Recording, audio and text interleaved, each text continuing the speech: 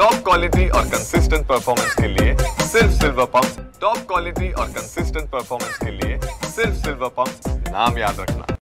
Sir 5 जुलै रोजी मोठा मोर्चा मुंबईमध्ये निघणार आहे राज्य सरकारने घेतलेल्या हिंदी बाबतच्या निर्णयाच्या विरोधात। तर काँग्रेसची काय भूमिका आहे? तुमच्या मित्र पक्षाने 5 जुलैला होणाऱ्या आंदोलनाला पाठिंबा दिलेला आहे, काँग्रेसची काय भूमिका?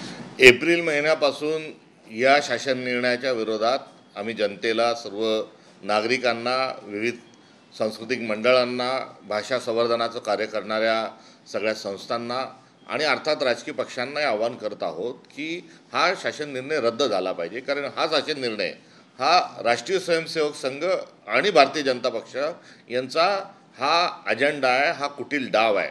आणि या डावामध्ये ज्या अनुसूची 8 मधल्या सर्व ज्या भाषा आहेत, या सर्व भाषा त्यांना संपवायच्या आहेत आणि केवळ हिंदी एकच भाषा त्यांना या देशामध्ये ठेवायची आहे। हिंदीचा सन्मान आहे, हिंदीचा आदर आहे, मात्र हिंदीसोबत सर्व ज्या मातृभाषा आहे आणि विशेष करून त्यात महाराष्ट्रात मराठी जी आहे हिचं संवर्धन झालं पाहिजे। कारण मराठी केवळ भाषा नाही तर ती आमची संस्कृती, आमची जीवन पद्धती आहे आणि या सर्व जीवन पद्धती हा नेस्तनाबूत करण्याचा भारतीय जनता पक्षाचा जो डाव आहे तो हाणून पाडला पाहिजे। म्हणून तमाम देशातल्या सर्व सुजाण नागरिकांनी यामध्ये पुढाकार घ्यावा, ही आमची भूमिका यापूर्वीच आम्ही अधोरेखित केलेली आहे।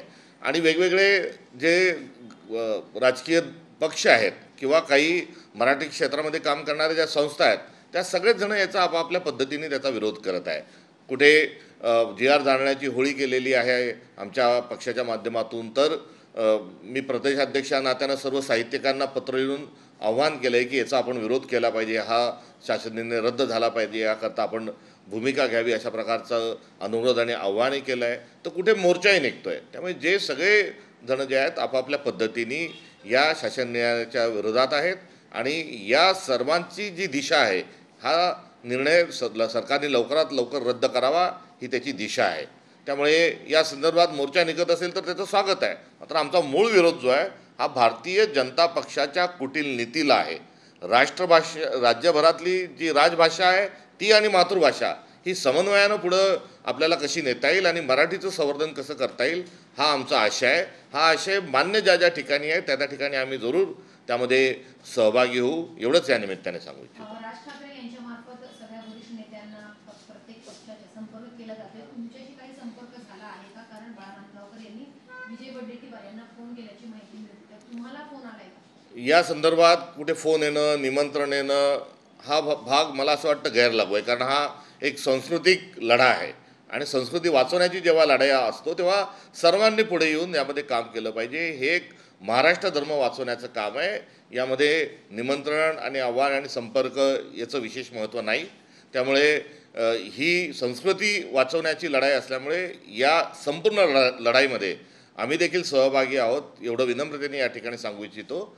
राहिला प्रश्न संपर्काचा, तर अद्यापपर्यंत संपर्क होऊ शकला नाही आणि संपर्कामध्ये त्यांनी जर काही तशा स्वरूपाचं त्यांचं मुद्दा जर ठेवला तर त्या मुद्द्याच्या अनुषंगानं आणि आमच्या मुद्द्याच्या अनुषंगानं त्यामध्ये चर्चा आणि संवाद हा करता येईल।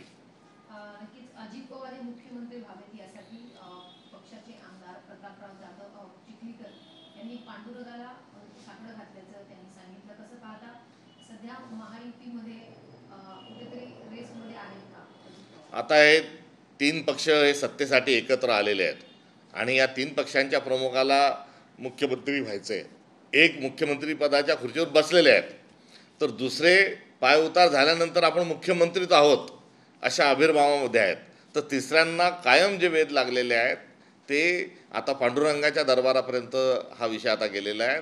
आता या निमित्ताने एवढंच म्हणेल की सगळ्यांच्या मनोकामना पूर्ण कर आणि यासोबतच शेतकऱ्यांचं, महाराष्ट्रातल्या जनतेचं चांग भलं करण्याची सुबुद्धी दे दयागणा, दुर्बुद्धी दूर कर, एवढंच यांच्या प्रार्थनेला साथ देत असताना म्हणू इच्छितो। नक्कीच बावनकुळे यांचं असं म्हणणं आहे की मराठी माणसाच्या मनामध्ये तेढ निर्माण करण्याचा प्रयत्न सध्या केला जातो। त्यांनी ते स्पष्ट करावं की तेढ कशी निर्माण होते। मराठी भाषा नष्ट करून आपल्याला तेढ करायची आहे का? आपला जो अजेंडा आहे हिंदी, हिंदू आणि हिंदू राष्ट्र, हा कुटील डाव साधण्याकरता आपण मराठीचा गळा घोटत आहात। हा एकंदरीत या संपूर्ण खेळामागचं जे मूळ कारण आहे, जो कार्यकारण भाव आहे, तो आपल्याला आपला अजेंडा पक्षाचा पुढे न्यायचा आहे आणि तो नेत असताना at the cost of Marathi आपण हे सर्व करताय, हे पहिले याचा जो खुलासा आहे हा त्यांनी करावा की असा आमचा डाव नाही. जो बंच ऑफ थॉट पुस्तक आहे त्याच्यामध्ये मराठी रिजनल ज्या लँग्वेजेस आहेत त्या चिरडून टाका असं म्हटलेलं नाही, असं त्यांनी पहिले खुलासा करणं आवश्यक आहे.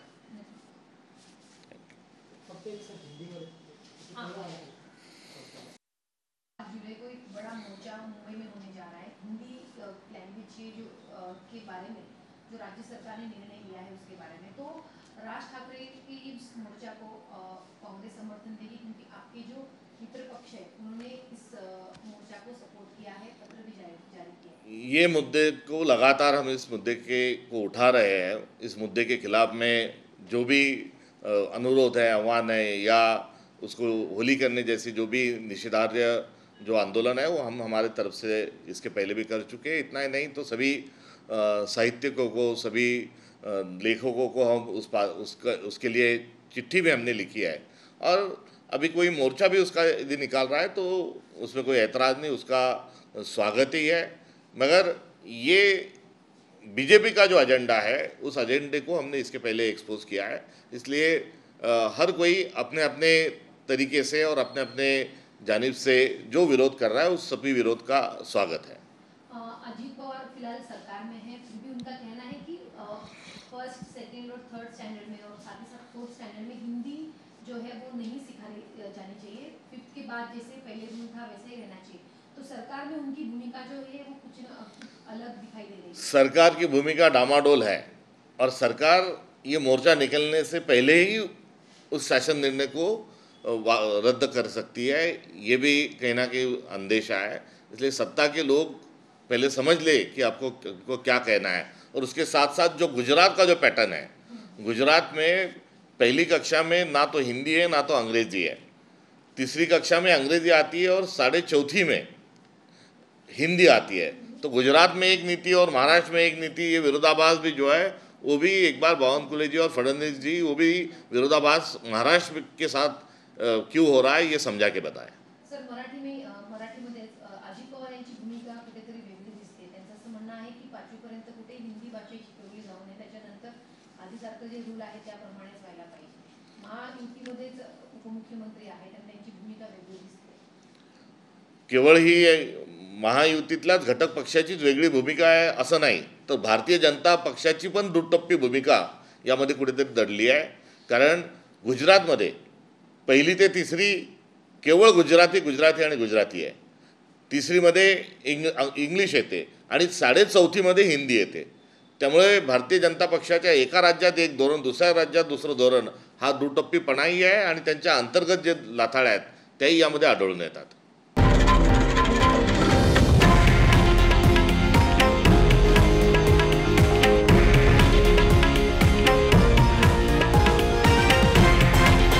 हे आहे देशातील नंबर 1 न्यूज नेटवर्क आणि आपण पाहत आहात TV9 मराठी, एकमेव.